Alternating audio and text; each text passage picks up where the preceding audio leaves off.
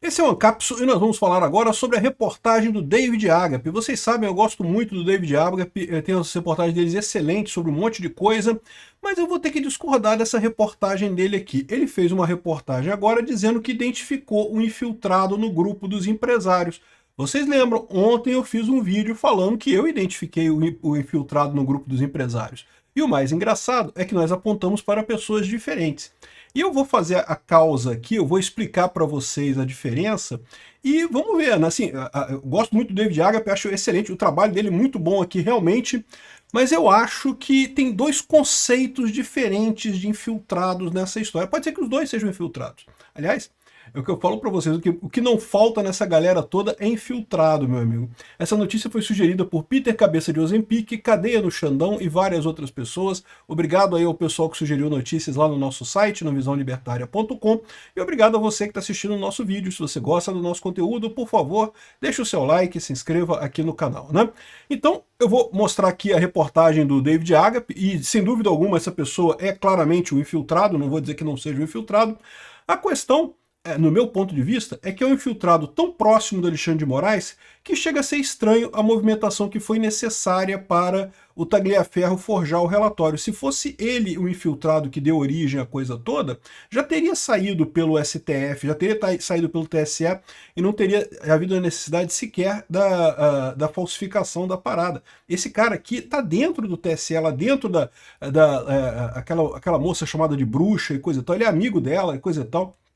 Então, o meu ponto de vista é esse. O que eu acho que aconteceu foi que o Nuno Vasconcelos, que eu apontei no meu último vídeo, foi o cara que vazou para o Guilherme Amado, mas aí quando eles viram o problema, que o Alexandre de Moraes precisava das mensagens e coisa e tal, eles recorreram ao infiltrado deles no grupo. Aí o infiltrado deles no grupo pesquisou lá, baixou as mensagens e fez o relatório com base nisso. Vamos entender melhor aqui, eu vou ver a reportagem deles aqui, porque sem dúvida alguma, o cara é infiltrado? Ah, não tenha dúvida. E como ele, deve ter um monte em tudo quanto é grupo por aí. Eu sempre falo pro pessoal para tomar cuidado com isso. Eu tenho meu Discord aqui do pessoal que é patrocinador do canal e coisa e tal, eu sempre falo, gente, fala aqui como se estivesse falando na internet aberta, porque embora seja um grupo fechado, para quem está exposto politicamente, meu amigo, vai estar tudo vazando aí de uma forma ou de outra, né? Então tá aqui, ó. O nome do infiltrado, segundo o David Agape, é o Lucas Mesquita, esse rapaz gordinho aqui, do lado do Alexandre de Moraes. E tá vendo? É por isso que eu falo para vocês, se tivesse vazado por ele, teria vazado direto no STF, não precisaria fazer essa volta da falsificação, do coisa toda, né? Aqui, ó. Na audiência transmitida no Senado na terça-feira, dia 2, o perito Eduardo Tagliaferro fez revelações que colocaram em xeque a legalidade de uma das operações mais controversas do STF. Colocar em xeque nada, né? Mesmo antes dessas revelações todas, o absurdo que foi você mandar prender ou fazer busca e apreensão em empresários, porque eles estavam discutindo num grupo fechado opiniões que você não gosta, que negócio é esse? Por mais que eu não goste da opinião dos caras, eu não vou mandar fazer busca e apreensão, quebrar sigilo bancário, porque é absurdo isso, né?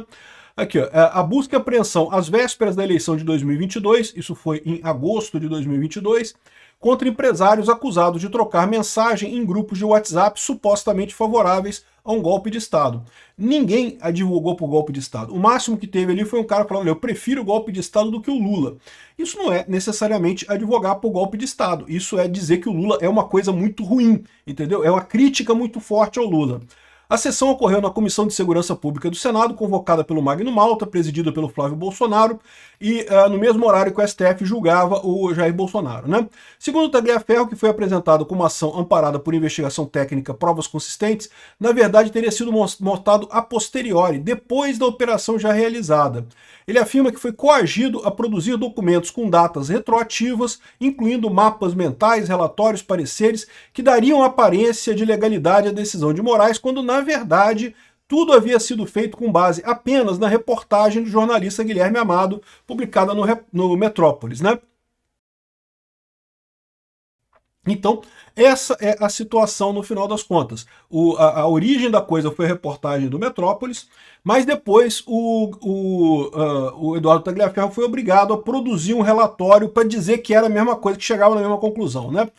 A nossa reportagem, Tagliaferro afirmou que as mensagens do grupo foram enviadas diretamente para ele pela bruxa da Vaza Toga, que a investigação já identificou anteriormente como a jornalista Letícia Salorenzo, né? A gente já falou sobre essa bruxa da Lava Toga também em outros vídeos aqui há mais tempo atrás, né? E a bruxa, ela própria se chama de bruxa, né? Ela tem lá no perfil dela dizendo que é bruxa e não sei o que lá. E sim, eu não tenho dúvida nenhuma, pelo que eles estão dizendo aqui, o material que foi para o Eduardo Tagliaferro veio da bruxa e, portanto, do Lucas... Como é que é o nome do cara? Lucas Mesquita, né? Que é amigo da moça lá, né, da Letícia Salorzeno, né? Entretanto, nossa reportagem analisou os registros apresentados por Tagliaferro na audiência e conseguiu identificar o infiltrado responsável pelo envio das informações a Salorzeno. Trata-se de Lucas Mesquita, documentarista e jornalista de Brasília, militante de esquerda que já ficou conhecido por infiltrações em grupos de WhatsApp de figuras da direita. Na reportagem da Vaza Toga 2, revelamos que o ministro Alexandre de Moraes autorizou o acionamento de parceiros externos para estruturar as investigações relacionadas aos eventos do dia 8 de janeiro.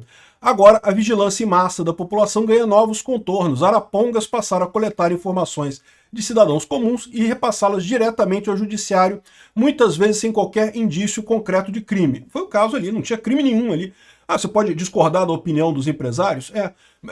Seria diferente se tivesse empresários falando assim, não, vamos fazer uma vaquinha aqui para a gente contratar uns mercenários. Aí é outra história. Aí os caras estariam de fato tramando um golpe e aí poderia haver de fato um crime nessa história aí. É muito diferente, não, preferiam um golpe do que o Lula, para você ver como o Lula é ruim, tá vendo?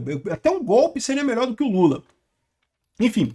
E como é que ele comprova isso? Eu acho que ele mostra aqui, ó, tem alguma... Aqui, ó. Na mensagem aqui, tá a mensagem do Lucas Mesquita como sendo mandado por ele, entendeu? As mensagens todas estão no grupo e tem uma mensagem que ele mandou no grupo. Então dá para saber que, sem dúvida alguma, das mensagens que foram para o Eduardo Tagliaferro, elas partiram do Lucas Mesquita. Não há dúvida nenhuma nisso daí. Nesse ponto aqui, o infiltrado é o cara o Lucas Mesquita aqui é o infiltrado que o David Agape apontou. Não tenho dúvida nenhuma disso. O problema todo é que, lembra, isso foi no momento posterior. Primeiro veio a reportagem na Metrópolis, né?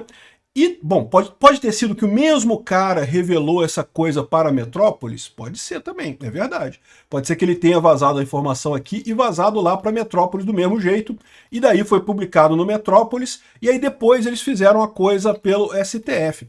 Mas repara como é que é uma coisa estranha, né? Porque se realmente fosse desse jeito, se eles já tivessem com a turma do TSE, do STF, da bruxa, já tivessem com essa informação, eles não iam se basear na pesquisa na coisa da Metrópolis, né? Eles iriam direto criar já o relatório todo direto lá no STF. Não faz sentido? Já é um cara muito próximo desse pessoal do TSE, já é o cara que já tá ligado lá à bruxa, aos grupos que ficam denunciando ali, né? Então, de novo, eu mantenho a minha opinião, tá? Eu falei aqui, de onde é que eu tirei esse negócio aqui? Eu falei para vocês, eu tenho uma fonte que me procurou no 7 de setembro de 2022, lá em Copacabana, no Rio de Janeiro. Foi um dos dias que eu fui lá nas manifestações, lá do dia 7 de setembro, e coisa e tal. E o cara é um empresário e me procurou e falou, olha só, eu tenho uma informação para você, eu sei quem foi que vazou a informação para o Metrópolis. E me falou e mostrou lá, o cara estava no grupo, ele mostrou o grupo no celular dele lá, o grupo dos empresários, e falou, explicou como é que funcionava, como é que era o grupo, que era um grupo de bate-papo sobre negócio. Raramente se falava de política ali.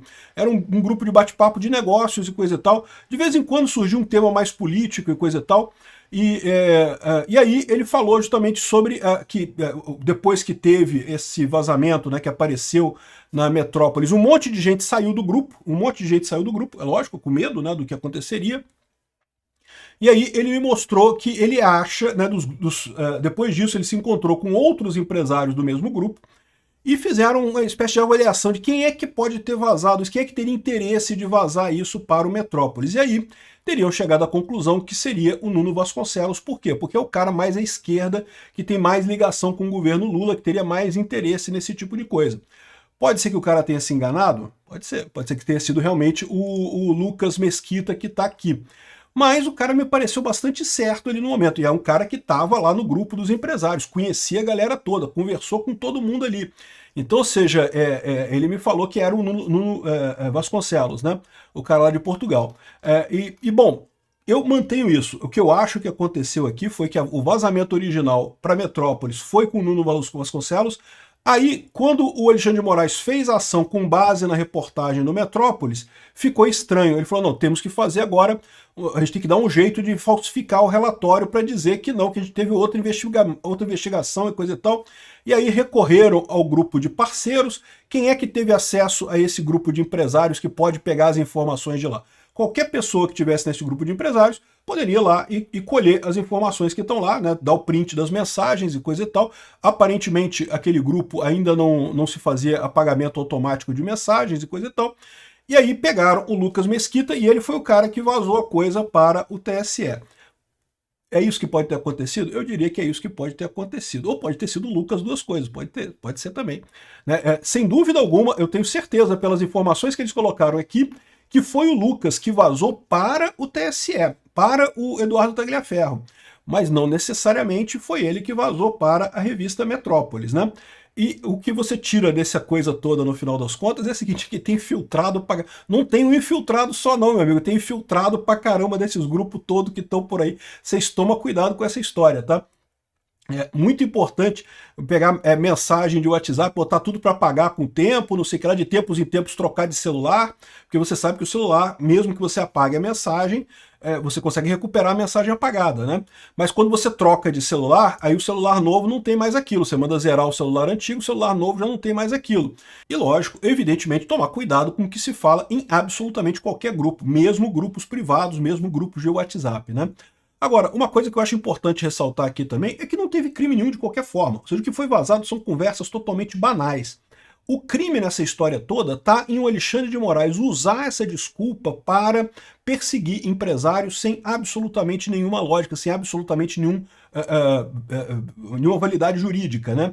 E mais do que isso, por que o Alexandre de Moraes foi em cima desse pessoal? Está mais do que na cara que ele foi impulsionado pela lorota da Patrícia Campos Melo, lá do disparo em massa de WhatsApp. Vocês lembram que lá em 2018 a Patrícia Campos Melo fez uma reportagem dizendo que o Bolsonaro só ganhou a eleição porque teve disparo em massa de SMS bancado pelo Luciano Hang, né? E aí, por isso que o Luciano Hang entrou nessa história. Eles queriam ver se tinha alguma coisa, eles quebraram o sigilo fiscal, o sigilo financeiro do Luciano Hang, para ver se ele estava mandando dinheiro para alguém, coisa e tal. Uma coisa absurda. É o caso clássico de pesca probatória. Não tinha nada contra o cara pelo fato dele estar no grupo. Lembra? O Luciano Hang não comentou nada. Essa interação que teve lá, questão de falar que preferia golpe do que Lula, não sei o que lá, o Luciano Hang não teve nada a ver com isso. Nada, zero. Né? E, no entanto, ele entrou nesse inquérito também. Entrou por quê? Porque o Alexandre de Moraes queria pegar alguém. E aí que eu falo para vocês, é aí que está o grande problema dessa história. Você não precisa de infiltrado, não precisa de nada. No momento que você tem um juiz que quer perseguir as pessoas, que quer tomar as pessoas, já acabou, não tem mais o que fazer. O cara vira um perseguidor, vira um inquisitor, que não tem como se salvar disso daí, né? Esse é o fato no final, esse é o problema no final das contas. Mas sim, tem um monte de infiltrado por aí. De qualquer forma, parabéns para o David Agape pela reportagem, muito interessante, recomendo que vocês vejam. Eu vou deixar o link da reportagem dele na descrição desse vídeo aqui, e fala sobre quem é o cara é um cineasta falido, né, que fez filme contra golpe, não sei o que lá, fez parte da política no Flamengo, tem mais um monte de coisa que fala sobre ele aqui, então tá bem interessante a reportagem, nem vou falar aqui para você ir lá na reportagem dele para ver lá na investigação, tá bem interessante mesmo. Obrigado por assistir o vídeo até o final.